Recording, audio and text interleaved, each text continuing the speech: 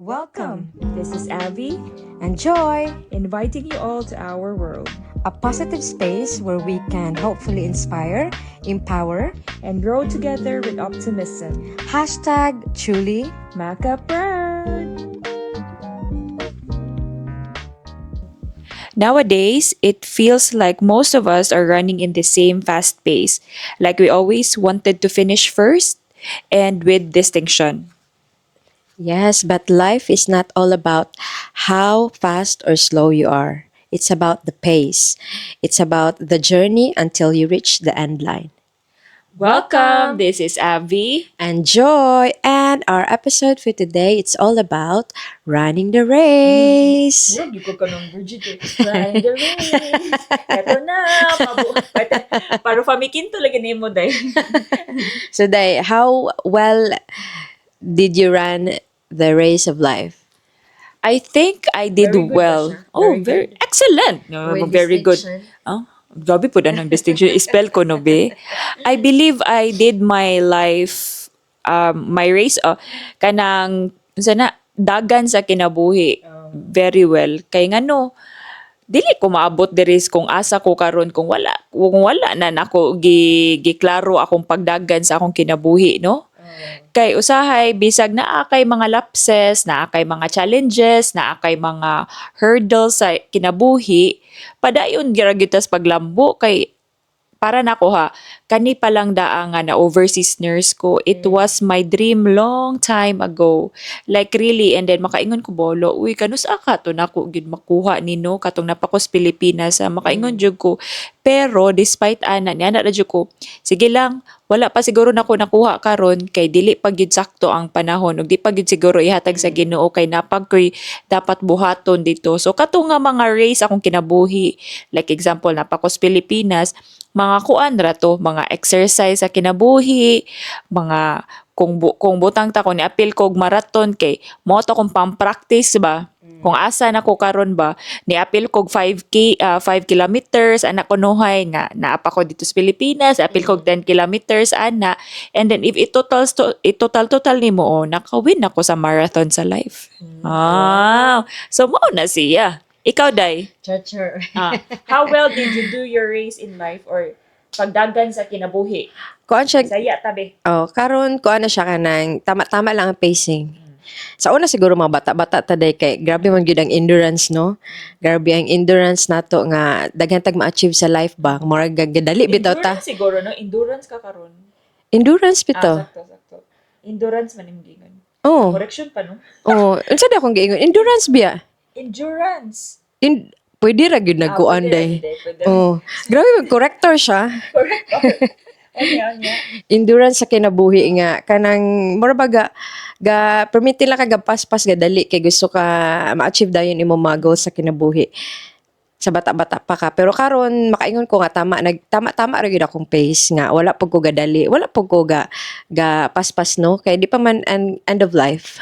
So kuan siya, tama ra gyud siya nga na kay ma-achieve pero dili pod tama ra pod nga di ka ma-overwhelm pod sa kinabuhi. Sa una man good paspas kay ka kay competitive kay imo mga ka-batch daghan na-achieve sa life nya, ikaw murag wala pa na-achieve ana bitaw, pero slowly lang siya, pero surely ba mura baguan mga maka-reach siya ka sa imong end goal or imong finish line. So ikaw day na ba kay mga experience nga mga hurdles sa kinabuhi along the way or kada mga disappointments? Lain pug wala. Walay tao nga wala di agig disappointments, walay tao nga nang wala ni agi og kanang kalisod. Siguro kung siguro kanang mura grabe na pud kaayo siya kaswerte sa tanan, no, nga wa gyud siya kaagi bisag usa man lang. Kay kita man gud lahi man gud tag kanang challenges sa kinabuhi. Akong challenges, it might not be the same as sa lain nga tao, pero para nako challenges to kay ngano kanang nilig-on man ko sa kinabuhi. Like for example, na istorya naman siguro nako sa past episodes nga never gyud ko nakatry og one take sa kada exam nako nga ginatake. Start pa na nga tong nag-apply kog mga trabaho, dili jud ko ingnon nga makuha dayon. Kung nakuha man gani ko kay mao na gyud kinalasan sa napo ka resume ang number 10 nga resume ang nidawat nako. O imagine na niya kung nisuko ko ato, di ba? Unya kanang ang mga exam nako sa akong nursing board licensure exam sa Pilipinas, second take ko, which is proud ra ko ana. Ako ang English exam diri mga ingon ana. Kato siya mga challenges to niya kung ni-give up ko, dili ko makaabot diri sad. Aside sa ingon ana, naapog ko'y mga health challenges sa akong kinabuhi nga na-surpass pud to nako, and tungod pud ato mas na-value nako akong health karon. Like really kanang maabot kaning idara no nga kaning mga daghan na kay mga panuhot ba.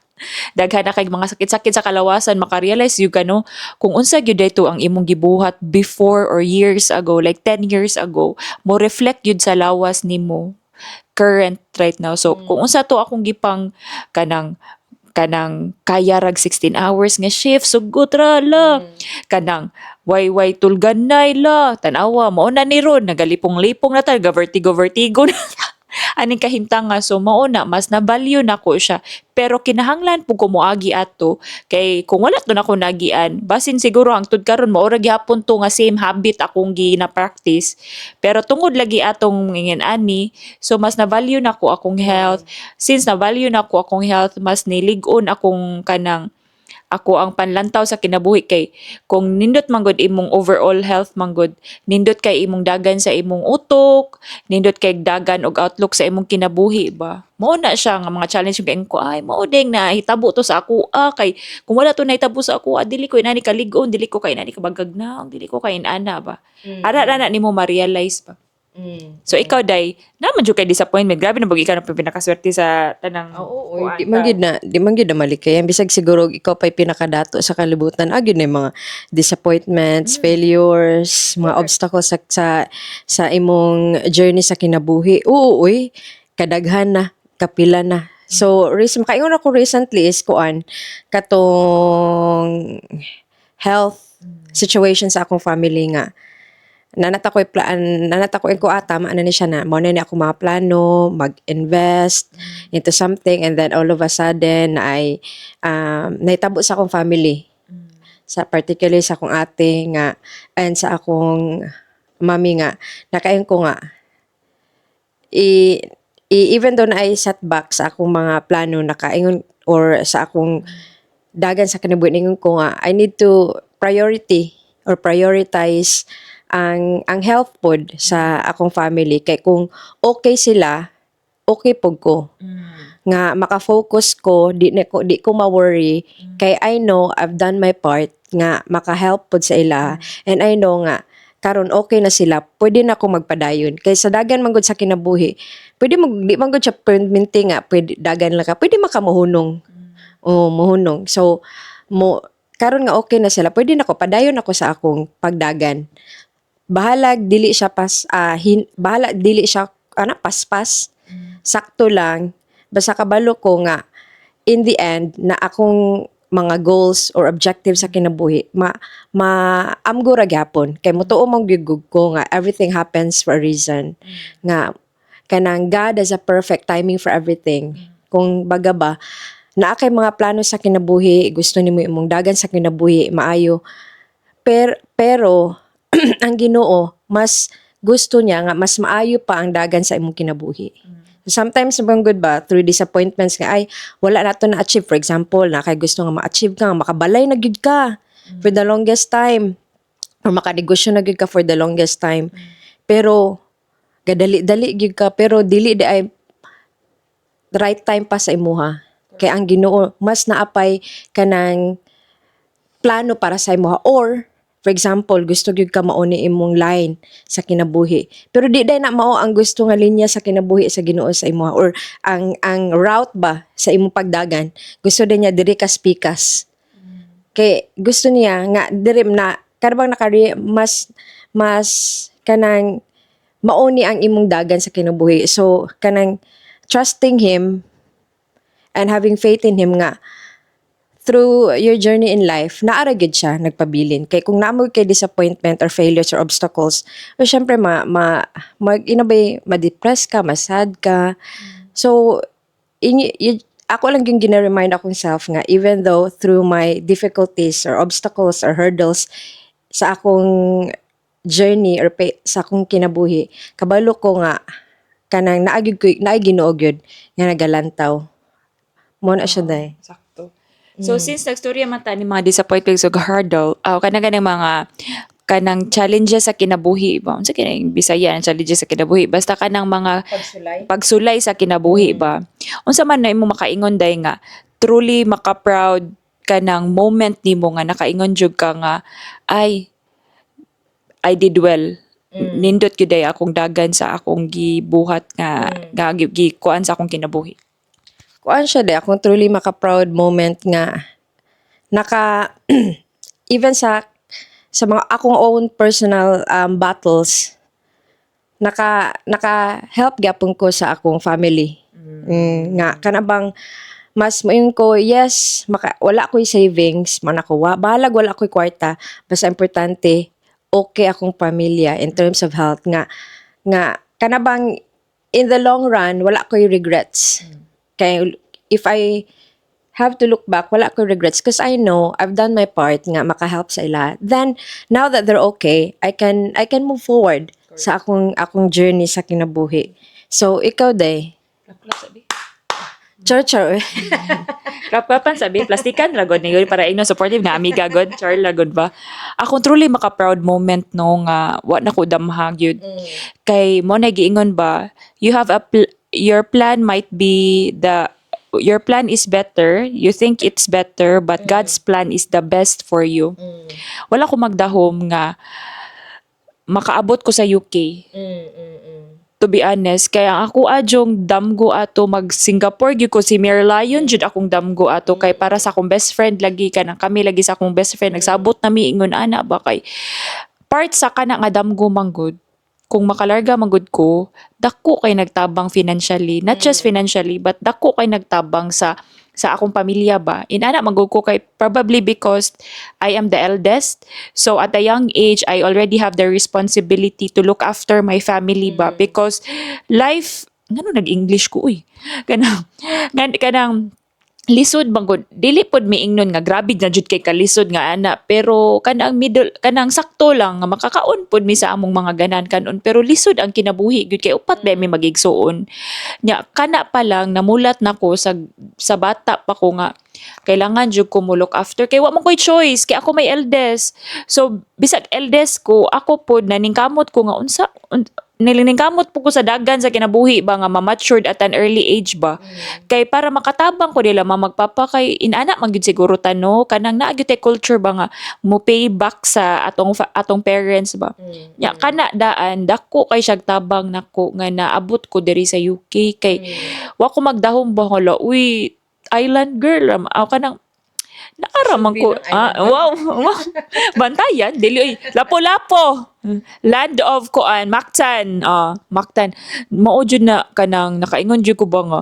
hala oy kanang grabe kay ka Lord no kanang murag di ko ka tungod ani nga nag overseas nurse ko di na fulfill nako akong damgo long time damgo gid nga ma-overseas nurse ko nakatabang siya nako to be living independently mas nakatabang siya nako nga ni matured kog maayo ni lahi akong perspective sa life mas na grateful ko mo na nakain ko daghan sa kana nga damgo nga na overseas nurse ko daghag mga moments in my life nga nakaingon ko grabe truly maka-proud lagi kaayo ni kanang ingon ana ba then nakatabang ko nila mama nakatabang ko sa ako ang mga igsuon nga mapaskwela sila mga ingon ana akong gi-accumulate tanan ba nakaingon jud ko sortiha uy grabe kay ka Lord basta mo surrender lang gyud kaniya no mo gid ako nakatunan mo surrender lang gyud kaniya no grabe so I believe I did well with my race and I will be kanang signing up all over again kanang sign up na gyud padayon ra gyud ko bisag nakabot na ni nako pero naman po koy mga lain-lain nga goal nga padayon ra gyapon ko correct gyud kanang kuan po siya day kanang ang advice pod is kanang aside from padayon ra gyud ka sa pagdagan kay ang running in pace man good mag-vary man good siya di ba So di pag-vary po sa imo ha, kung pas-pas ba na, moderate or slow. Pero ang kanang naa kay makalahutay ba ka, na ba kay focus sa imong pagdagan or disiplinado ba ka, and despite sa mga obstacles sa imong kinabuhi, padayon na gyapon kasi imong pagdagan sa kinabuhi. O kanang ay importante man gud nga dili ka makigkompetisya sa ubang tao. Kay kung the moment na you start being too competitive, kay magdagan sa kog kusog, kay daghan na kay sila na hapit na sila makakuan sa end game, kay daghan na kay sila na kabut sa kinabuhi, then you start to put pressure in yourself. You start to kanang be stressed about it, which affect your health mentally as well. And para bang wala na kay peace. Instead of kalmado ra kay ka, wala na harbor na imong peace. Importante man gud nga happy ka and contented ka sa imong dagan sa kinabuhi, nga dili nimo i-compare imong kaugalingon sa uban. Kasi the more na i-compare nimo, the more noon nga wala kay, para bag instead nga focus kay ka, mawala ka sa passing. Ano? So, mo na imong truly maka-proud advices. Oh, sakto ba si Joyet? Nabay giingon nga quote ba nga comparison is the thief of joy. So, ana lang, usay di man gud ta di po ko ka-blame sa nato usahay nga makakumpara, kay we live in a world nga kana ganing naa sa social media ba. Usahay kung makita na to, hala, grabihan nila, ay bago pa gani sila nag-abroad, kay inani na ang mga achievements in life. So, ikaw, mo reflect mo ana po ko hala ako inani, di ba? Kahala kani ako inani, so dili jud. I-remind lang mo self nga kanang kung ma-feel bitaw ka nga kay na, kung the way man gud kung magsikag scroll sa social media, magka-develop kag kanang envious nga kanang character, nga masuya ka, kay daghan na sila kuan, number na masuya anon ka, the more na nun nga para bang wala na gyud, di na gyud ka focus sa imong kuan, imong mga gusto ikuan, ibon dagan sa imong kinabuhi, kay madum na nun ka sa failure mo nang, I mean, in life we all fail, we all kuan, importante magud we've learned something out from it. So tama lang gyud nga pace, and you always have to remind yourself nga kana bang God is watching. God knows your heart's desire. But the important thing, He knows what's best for you. Kung wa man kay ihatag ang Ginoo nga dili gyud best para sa imuha, di ba? Ikaw de. Moro to siya, marag copy paste ra. Dito rin maka-advise ra gyud nako nga kanang dagan kuan kanina lang kanang tan-awa kung asa ka gikan, and then lantawa kung asa nakakaron. Kay kung imo na kana lang fokusi lang na, kung kana imong fokusan makaingon ko, hala, grabihan no, layo na gyud ay kog naabtan sa kinabuhi, ana ra gyud na. Pero kung wala pa nimo naabtan ang imo, or wala pa nimo na-hit ang imong goal, okay ra na, pahuway lang ka. Wa man ingon nga kanang kung nipahuway ka sa kinabuhi kay wala na kay na-achieve, kay kinahanglan man pud na nimo mo pahuway sa kinabuhi. Example, grabe kay ka og kanang grabe kay ka og kanang nag-cramming, grabe kay ka-cramming sa kinabuhi, then mapahuway ka, okay ra na, apil na sa imuhang journey nga sa imuhang dagan sa kinabuhi. So i-relax, ikuan lang kanang always prioritize your goal base sa imong goal before. Ayaw pag-prioritize sa lain-lain. Kaya mo nagingon ba, you cannot compare an apple to an orange. O ana, ikaw apple ka nya, moingon jud ka pugson jud din ako nga ma-orange, di ka pwede, kay apple lagi ang imong goal. Kanang ikaw apple, siya orange, so lahi-lahi mo, murag inana nga diferensya ba.